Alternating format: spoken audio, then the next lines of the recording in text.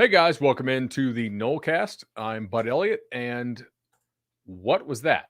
Uh, Florida State 31, Boston College 29. It feels awfully good to be covering a good team. But when you have a team that has expectations like this one does, you, you also get a little pit in your stomach. Like, man, they are really messing around here with this team that they shouldn't be messing around with. Look, if you're 26-point favorites, and we obviously didn't think FSU was going to cover that by much, mostly due to the hurricane, though, which I think had some effect, but maybe not an enormous effect. You should take care of business better than that. I guess I'll start defensively because there was a lot that I liked, and there was about 15 plays that I really didn't like. On a success rate basis, and people don't want to hear this because it's right after the ball game, but we got to be looking forward on this, right? On a success rate basis, I think Florida State held Boston College to a 19% success rate, which is incredible. The problem comes with the big plays. Florida State allowed 12 plays to go for 348.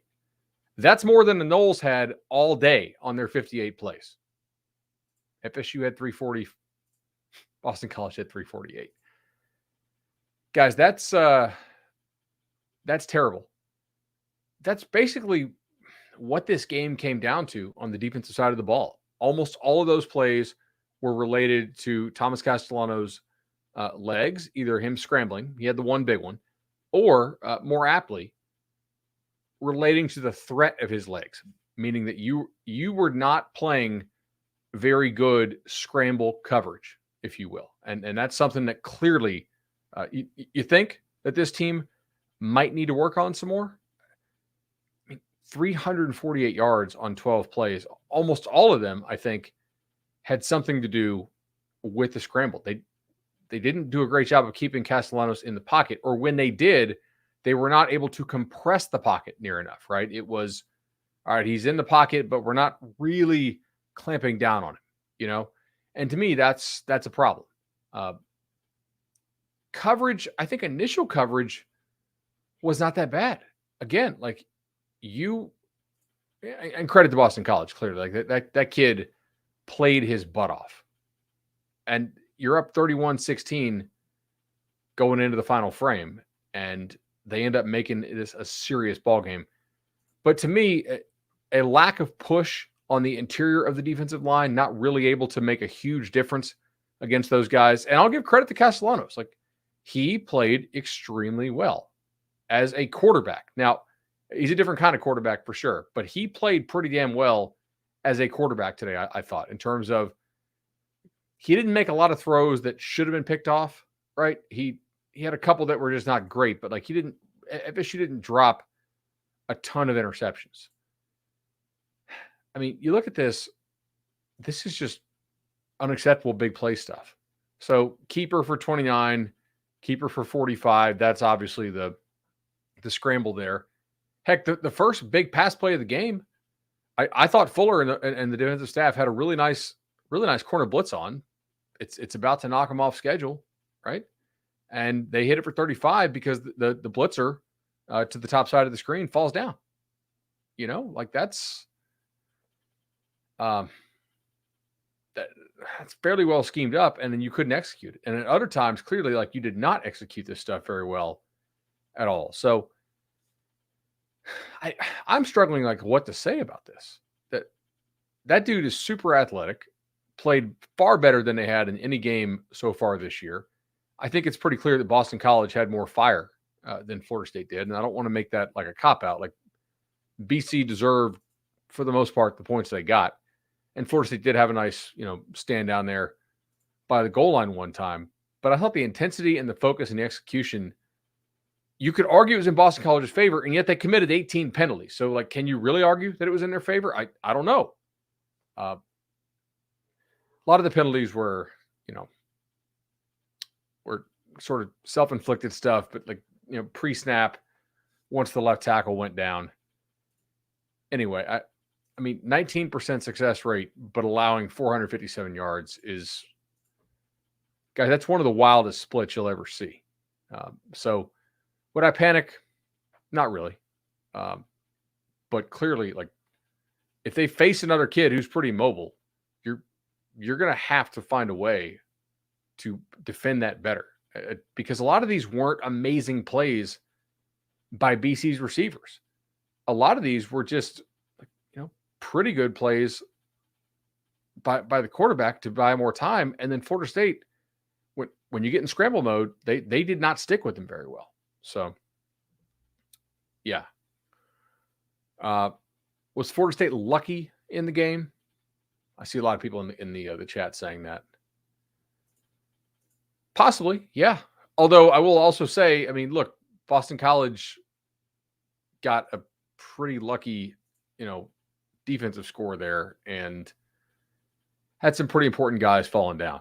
So, look, a sloppy effort, an effort that I think in prior years definitely gets you beat, and yet you win it, right? Isn't Cade a good running quarterback? That's actually a pretty important distinction here. I would say Cade referencing Klubnik, and we'll talk more about this on Monday night. But Cade is a good running quarterback. Castellanos is somebody who was recruited to play running back or defensive back maybe, or maybe like some kind of slot, Ja'Kai Douglas type role for the Noles, which is a pretty high level of athlete. Like Klubnik couldn't do that. Now, he could be a much better, could be a much better passer than Castellanos is. But yeah, you also had, as far as getting lucky, Florida State also fumbled a kickoff. So do I think they got lucky to win? Not really, but I think the sloppiness with which they played definitely caused some problems. I mean, they forced Boston College to throw it on them, and BC did so.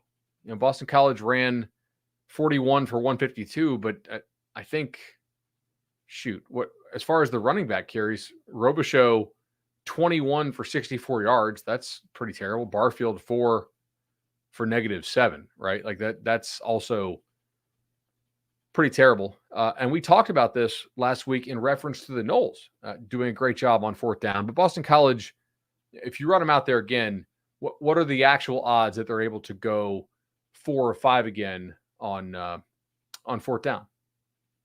8 of 19 on third down. That's actually pretty good for BC. 4 or 5 on fourth is probably a little bit unsustainable. So, yeah, I don't know. I'm not totally panicking about this, but I'm also trying to maintain where I was prior, which is I don't think this is a national championship quality team. I think this is a team that can make the playoff. You're not immune from stuff like this, like 2019 LSU or like a 2018 Clemson or something like that, right? Or 2013 Florida State had a pretty bad scare about the same spot about a decade ago. So anyway, that's about as much as I want to talk about the defense, I think. I don't know. I'm going to have to do the rewatch from the coach copy to see exactly what was happening as far as some of the scramble stuff, but it was certainly concerning, to see that. Yes, I know some of the guys on the team had the flu this year. That is what it is, right? Not a lot you can do about that, but still, like, they played. I'm sure the ones that needed to get treatment got treatment. I think, yeah, Chad, exactly right. By the way, we'll give a shout out to our sponsor here, Legendary Home Loans. This is the reason why when you assign win shares, you don't assign 1.0 against teams like Boston College. If you play them 100 times, you will lose 5 to 10 games. Yeah, exactly right. Are you going to win as a 26-point favorite 100% of the time? No, you won't. I don't think Fuller is Kelly Redux. I think there's some different stuff going on there. Obviously, look, teams struggle. I mean, Bama hasn't scored on USF the first 15 minutes too, and that's not me making excuses, but you did go get a win with you got a win on the road in conference missing a couple guys, had a couple guys sick. You fumbled a kickoff and you allowed a fumble 6 and you still won.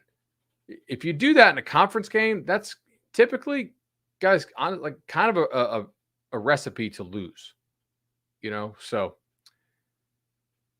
all right. I actually, I don't know. I'm going to go back and rewatch just to really get a feel for what was happening.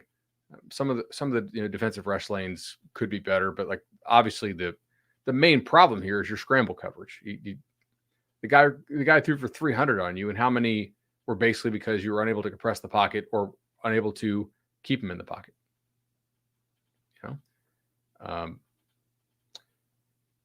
I'm a little more concerned about the offense actually, which sounds crazy, but like we know they can throw it around pretty well. Jordan Travis, 16 of 24, 212, no picks, 2 touchdowns. I get it. But man, the success rate just not amazing. The lack of ability to get over the top, like 36% success rate is not awesome. If you take out the scrambles, they'll be higher, but still like the lack of the explosive plays. You had the 39-yarder to Bell, you had the 44-yarder to Wilson. The longest run you had on the day was 18. The next longest run by anybody, other than Jordan on scrambles, that was actually a pin on the one, was 17. You did not run the football real effectively in this football game. And that, we knew Boston College, their run D was probably better than their pass D, but we didn't really know. We didn't know that because we hadn't really seen anybody who could throw it on them. And, FSU threw it okay, but not great. And I do think that like Jordan has not played quite as well the last 2 weeks as he did against LSU. I thought against LSU, at least the second half was exceptionally good by him. He seemed like really locked in, pretty dialed. In the last 2 games, to me, we've gotten a little more kind of first half Jordan. And that's like the first half Jordan is a guy, like first half of the LSU game, a lot of what happened in the Southern Miss game. That Jordan's the dude who's probably more of like a 5th, 6th, 7th round pick, right? Second half LSU Jordan is a guy who is more of like a top 4 round pick, not a first round pick, but like just somebody who could maybe be in the top 150 of the draft. And just to be frank, like with this roster, this is a very good roster, guys. But it's not such an elite roster from just a dominate everybody physically, every position, all the time roster that you can go win the big prize with a guy who's kind of marginal to be drafted if that's how he plays in that given day. Now, granted, that does not excuse how you played against Boston College. And I'm not trying to put this all at the feet of Jordan because it clearly doesn't belong all at Jordan's feet.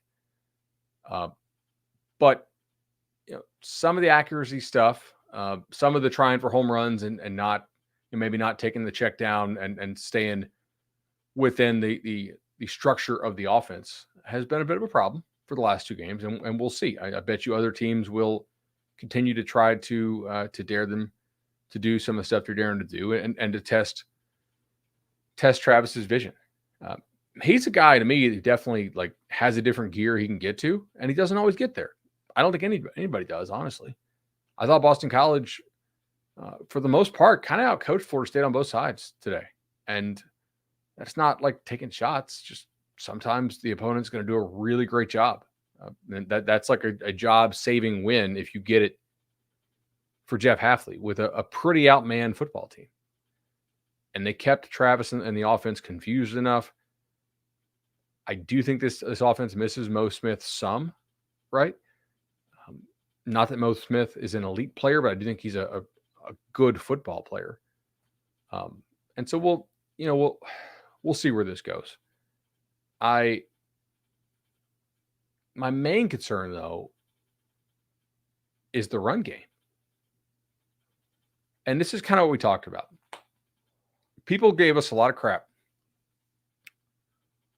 in the preseason when we were like, hey, this is not a top 3 offensive line in the country.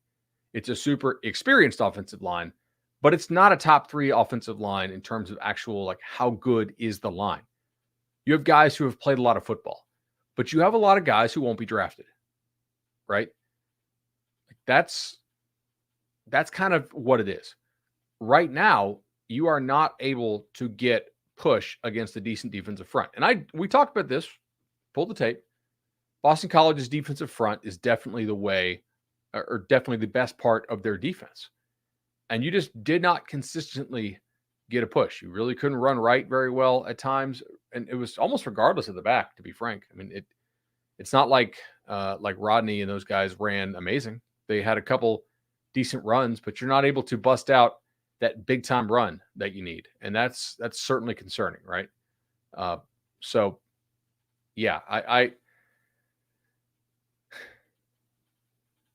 don't think the offensive line can get much better than like how they played at times against LSU.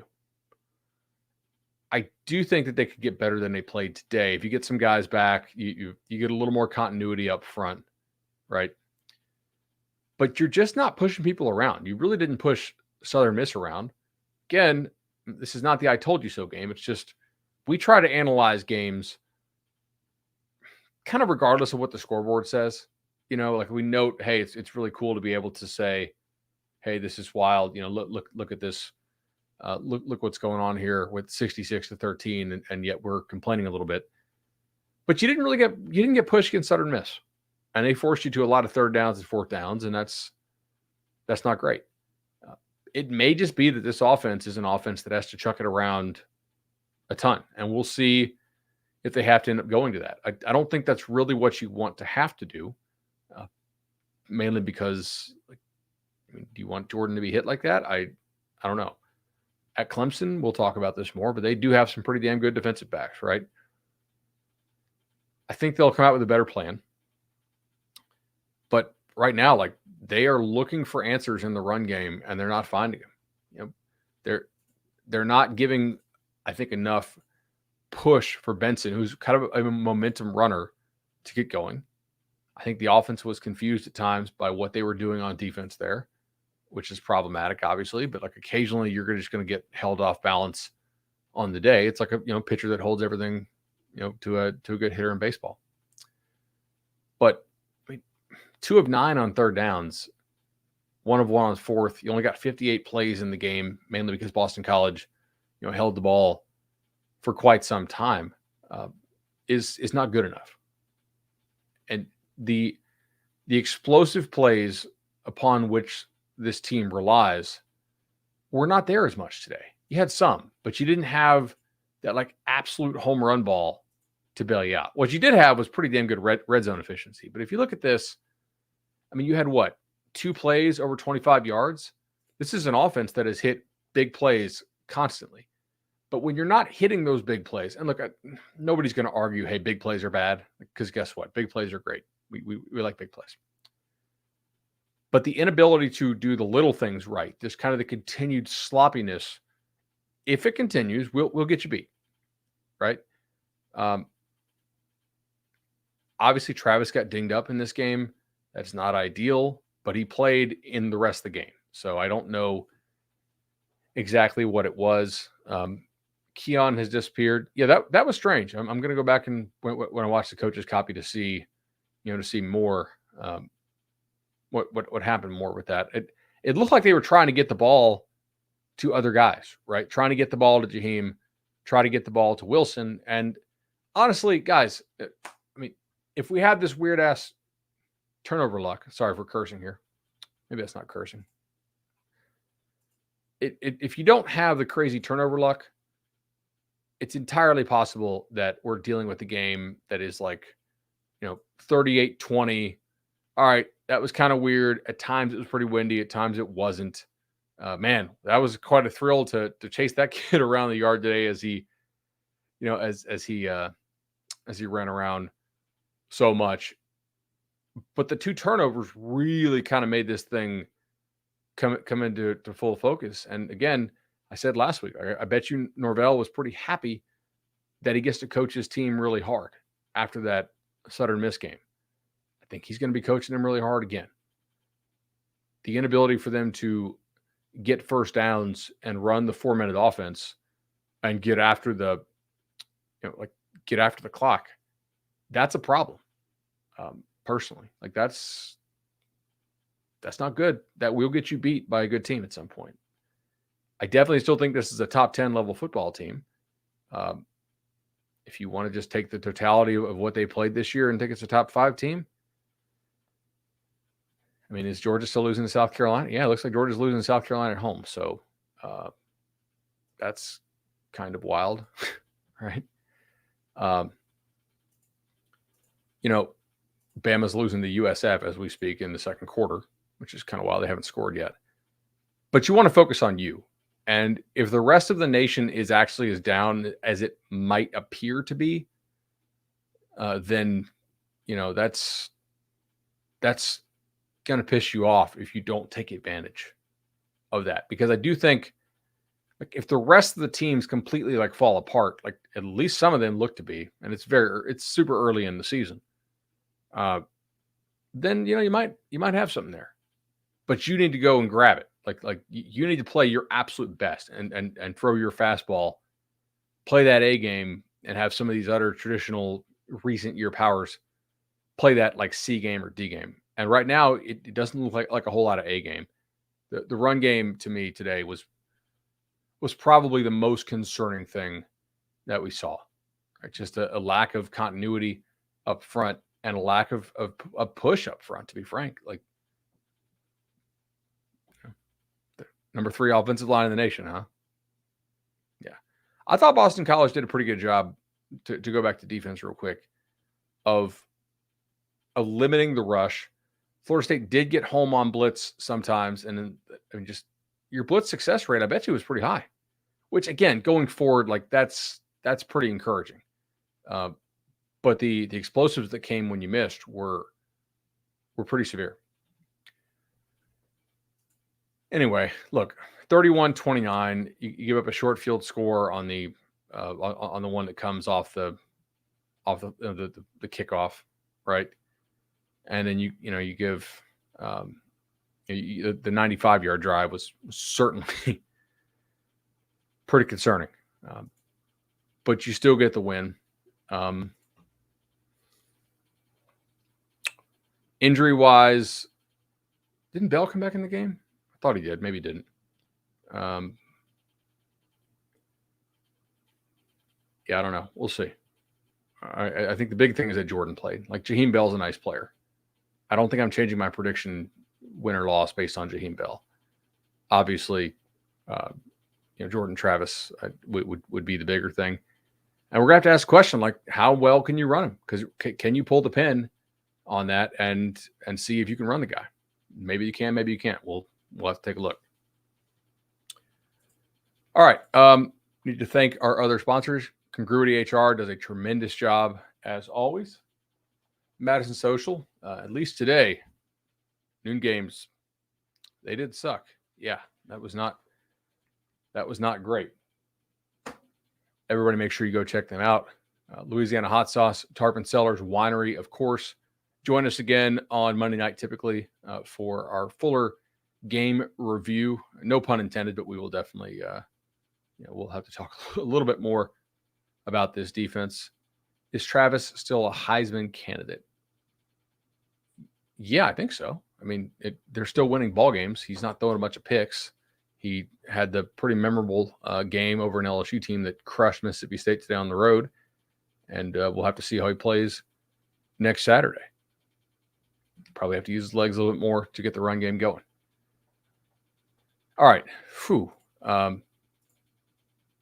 Man, again, not extremely concerned with the result, but kind of keeping the same energy from last week, in which we thought it was about the worst 66-13 the offense could play.